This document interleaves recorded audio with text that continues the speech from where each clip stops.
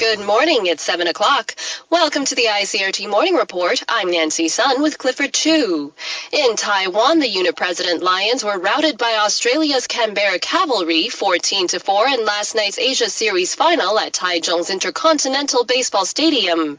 In world news, world powers are resuming talks in Geneva with Iran after a warning from its supreme leader that it will not retreat one iota from its nuclear rights. In business, U.S. markets dipped after the Federal Reserve released the minutes from its latest meeting, suggesting that they are looking at tapering its fiscal stimulus program. And in sports, reigning Olympic downhill champion Lindsey Vonn partially tore a ligament in her surgically repaired right knee during a training crash less than 3 months before the Sochi Games. And now looking at the weather across Taiwan, according to the Central Weather Bureau, we can expect partly cloudy skies in the north with a high of 24 in Taipei, and partly clear skies in the center and south with a high of 25 in Taichung and a high of 27 in Kaohsiung. Current temperatures now, Taipei 20, Taichung 18, and Kaohsiung 22. Good morning. The unit president Lions were routed by Australia's Canberra Cavalry 14-4 in last night's Asia Series final at Taichung's Intercontinental Baseball Stadium. The host enjoyed a 2-run lead going into the 4th inning, but failed to monopolize on the lead and gave up 11 runs in the 7th and 8th innings. The Cavalry's Jack Murphy was voted the game's most valuable player after getting 7 runs, including a grand slam in the 8th inning. It is the first time the Australian Baseball League champions have won the annual Asia Region Champions Tournament. The Ministry of Justice says it has formally requested the United Kingdom extradite British national Zane Dean, who fled Taiwan last year after being convicted of hit and run. According to Deputy Justice Minister Chen Ming-Tang, his office contacted the British side through diplomatic channels, asking for judicial assistance after the Taipei District Prosecutor's Office learned of Dean's whereabouts. Dean was arrested by police in Edinburgh on October 17th and has been detained since. He was convicted in July of last year of the March 2010 hit-and-run death of a newspaper delivery man in downtown Taipei while under the influence of alcohol. Dean was sentenced to 4 years but managed to leave Taiwan in August of last year using the passport of another British national. The island's former ambassador to the Gambia, Samuel Chen, and 2 other foreign affairs officials returned to Taiwan yesterday to report to Foreign Minister David Lin. Chen, along with Richard Shi of the ministry's Department of Protocol and Dao Wenlong, Secretary General of the International Cooperation and Development Fund, went straight to the Foreign Ministry after arriving at Taoyuan International Airport. Shi is a former ambassador to the Gambia and was dispatched as a special envoy to speak directly with Gambian officials last Friday, the day Gambia's President Yahya Jammeh announced a break in diplomatic ties. According to ministry spokeswoman Anna Gao, Chen has said bilateral exchanges between high-level officials from the 2 sides had been normal prior to the sudden announcement. Philippine police say Chang An-wei, the ROC national abducted by gunmen from Pom-Pom Island off Sabah in Malaysia, is safe. Police in the Philippines say the statement is based on information from a reliable source.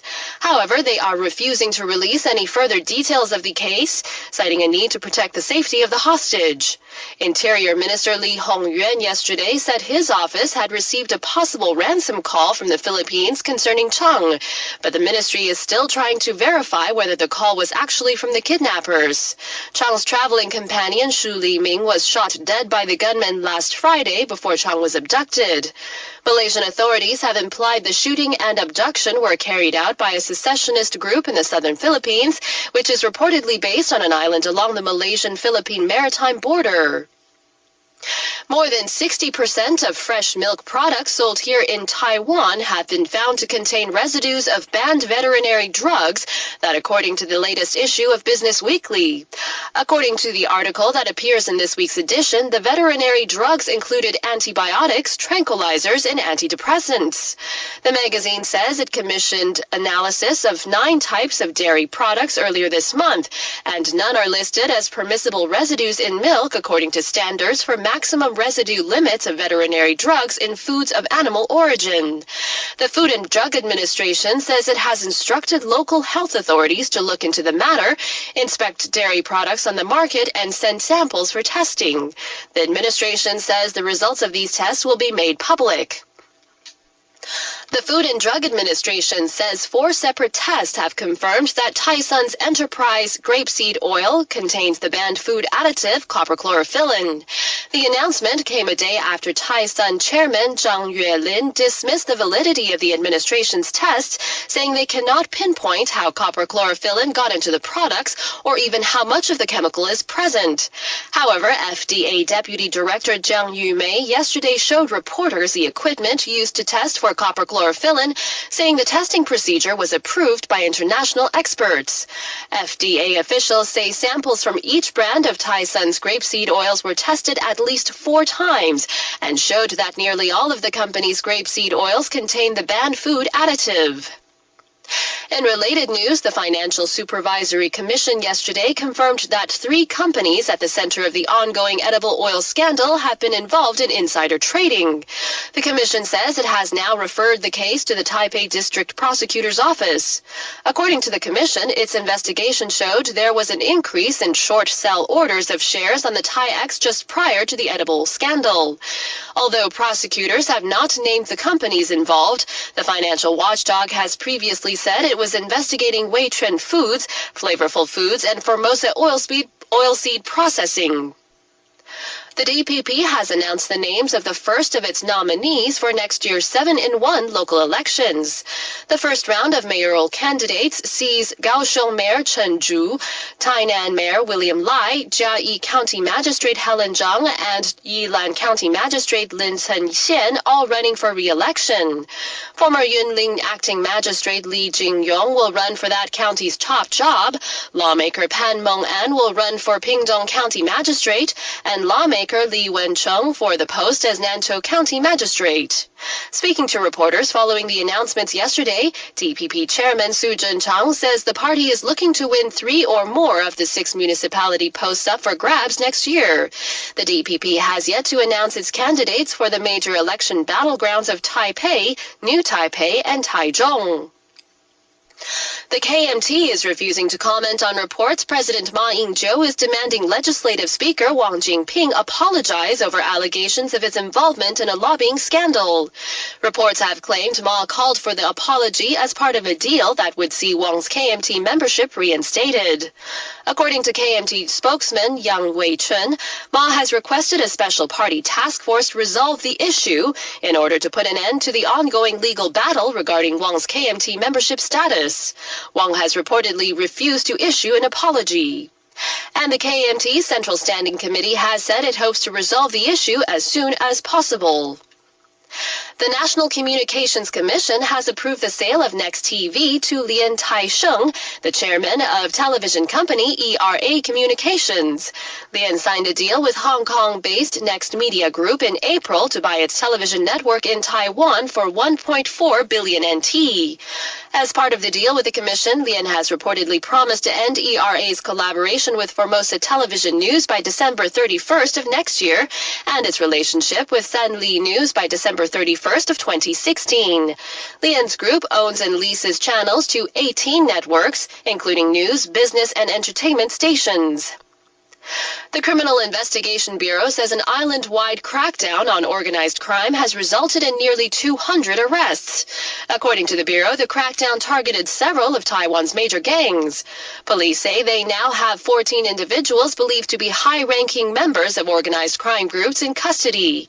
79 people were arrested on suspicion of membership in a gang, and 103 others have been detained for alleged involvement in crime. Law enforcement officials say the arrest follows raids on some 1,500 residences and offices across the island. And now looking at the weather across Taiwan, according to the Central Weather Bureau, we can expect partly cloudy skies in the north with a high of 24 in Taipei, and partly clear skies in the center and south with a high of 25 in Taichung and a high of 27 in Kaohsiung. Current temperatures now, Taipei 20, Taichung 18, and Kaohsiung 22. In international news, world powers are resuming talks in Geneva with Iran after a warning from its supreme leader that it will not retreat one iota from its nuclear rights. A previous round of talks in Geneva earlier this month failed to produce a deal on Iran's nuclear program. Iranian representatives are holding talks with the P5+1 group of the US, UK, France, China, Russia, and Germany. Laura Rosen of the news blog Al Monitor is in Geneva and says Iran and the U.S. are trying to find ways of agreeing over a nuanced position on enrichment. There's been a lot of signaling the past few days from Iran asserting their rights to enrich, about the language that may be in this accord, under which in an end-state deal, Iran could still have some enrichment for energy uses. What the U.S. has been saying is we don't recognize any country's right to enrich, but they're not rejecting that in practice Iran could in practice have enrichment. It's not about rights for the U.S. It's about the fact of it. That was Laura Rosen. Earlier, Israeli Prime Minister Benjamin Netanyahu was in Moscow for talks with Vladimir Putin on Iran's nuclear program. With sharply differing views on Iran's suspected nuclear weapons ambitions and issues such as Syria's civil war, neither side is holding up much hope for progress. Our correspondent Tom Barton reports from Moscow. Netanyahu's primary goal is to appeal to the Russian president for tougher terms in any nuclear agreement with Iran. Israel has been unhappy with the proposed deal in talks between Iran and delegations from Russia, the United States, China, France, Britain and Germany, in which sanctions on Tehran would be relaxed in return for curbs on its nuclear program. Netanyahu's government, terrified that Iran will still be able to build an atomic bomb under the current proposal, has threatened its own military action if such a, quote, exceedingly bad deal is signed. But coming to Moscow seems like a forlorn hope. Russia's government built Iran's first nuclear reactor and is one of Tehran's closest allies, pitting itself against the West. For ICRT in Moscow, I'm Tom Barton. China is sending an emergency medical team and a disaster relief team to the typhoon-hit Philippines following criticism of its initial response. Chinese Red Cross workers, a medical team, and a large hospital ship will be sent to assist the Philippines. China initially offered $100,000 in aid. The Chinese Red Cross pledged another $100,000. The move was met with international criticism for being a fraction of that committed by other major nations and less than those committed by corporations such as IKEA and Coca-Cola. Typhoon Haiyan killed more than 4,000 people when it hit the Philippines on November 8th. The UN estimates around 11 million people have been affected by the storm. Afghan President Hamid Karzai is demanding a letter of contrition from U.S. President Barack Obama.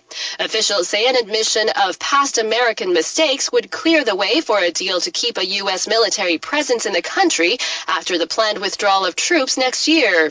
Kate Fisher reports from Washington. There are conflicting reports about the details of the negotiations. On Tuesday, Afghan officials said that America had offered to send a letter, but U.S. National Security Advisor Susan Rice later said it didn't exist. President Karzai wants it in return for allowing U.S. troops to forcibly enter Afghan homes. Final approval of any security deal will be left to a meeting of around 3,000 Afghan elders being held tomorrow. Other issues like who has legal jurisdiction over American forces will also be discussed. The failure to resolve this issue in Iraq led to a total withdrawal of U.S. forces. If no agreement can be reached, the situation could be duplicated in Afghanistan, leaving the U.S. with no option but to remove all of its troops from the country next year. For ICRT News in Washington, I'm Kate Fisher. At least 29 people had been killed and dozens wounded in a series of bomb attacks in mostly Shia areas of the Iraqi capital, Baghdad. The deadliest attack was in a central district where a car bomb was detonated at a crowded market. Sectarian violence has surged across the country in recent months, reaching its highest level since 2008. The Iraqi government has blamed extremist Sunni militants linked to al-Qaeda for the violence, which has mainly targeted Shia civilians. 11 Egyptian military personnel have been killed and dozens more wounded in a car bomb attack near North Sinai city. Local media reports that a convoy of buses carrying infantry soldiers was hit by a roadside bomb as it moved through the area. All 11 who died and the 37 reported injured were serving military personnel. Attacks on security forces in Sinai have increased since Islamist President Mohamed Morsi was ousted in July. No group has yet admitted to carrying out yesterday's bombing.